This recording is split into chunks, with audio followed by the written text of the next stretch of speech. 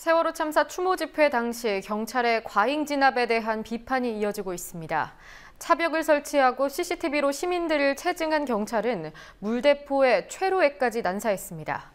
경찰의 공권력 남용과 위법적인 진압 행위에 시민들이 어떻게 대처해야 할지 법률적인 대응 방안을 논의하는 자리가 있었습니다. 강신혜 기자가 전해드립니다. 오늘 민변, 4.16 연대 등은 지난 18일 세월호 집회와 관련해 토론회를 열었습니다. 이들은 세월호 집회 과정에서 보인 경찰의 대응은 민주주의에 위배되는 폭력적인 대응이라는 비판의 목소리와 함께 앞으로 집회에서 발생하는 경찰의 공권력 남용에 대한 법률적 대응을 포함한 모든 대응 방안을 검토할 것이라고 밝혔습니다. 지난 18일 세월호 1주기 추모 집회에 등장한 차벽, 광화문 광장과 종로 일대, 안국동과 경복궁역까지 거대한 차벽을 겹겹이 세워놓았습니다. 명백한 불법이라는 지적입니다. 경찰은 사람 한 명이 지나갈 틈조차 없게 차벽을 이용해 집회 참가자들을 막았고 유가족들을 사실상 가두었습니다. 헌법재판소는 지난 2011년 전경버스로 차벽을 설치하는 것은 시민의 통행을 원천적으로 막아 행동자유권을 침해하므로 위헌이라는 결정을 내린 바 있습니다. 박주민 민변 변호사는 헌재에 따르면 차벽 설치는 명백한 위험이 있을 때만 가능하다며 행진을 진행하기도 전에 차벽을 설치한 것은 위헌이라고 주장했습니다.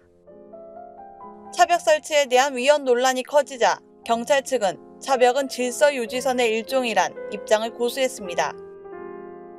이런 주장에 대해 한상희 건국대 법학전문대학원 교수는 현행법에는 경찰 장비를 정해진 용도 외에 쓰지 못하도록 되어 있다며 경찰 버스를 차벽으로 쓰고 싶으면 법을 고쳐야 하고 그렇게 법을 고치기 전까지는 경찰은 현행법을 따라야 한다고 말했습니다.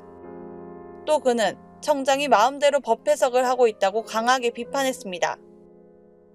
물대포의 근거리 직사살수, 과도한 캡사이신 살포도 논란이 되고 있습니다. 경찰 장비 관리 규칙에는 살수차 사용 시 시위대와의 거리와 수압 등은 재반 현장 상황을 고려해 집회 시위 관리에 필요한 최소 한도로 해야 한다고 돼 있습니다. 하지만 집회 현장에서 경찰은 물대포나 캡사이신을 참가자 얼굴에 직접 겨누고 높은 수압의 물포를 가슴을 향해서 직사로 발사하기도 했습니다. 개인정보보호법을 무시한 CCTV 사용 문제도 지적됐습니다.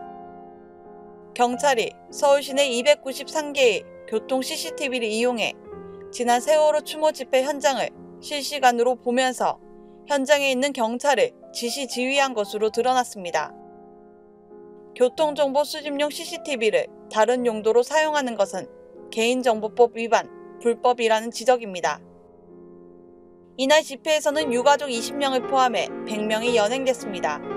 이 과정에서 경찰은 연행된 집회 참가자들의 휴대폰을 압수해 페이스북, 이메일 등 비밀번호를 요구해 수색한 것으로 알려졌습니다.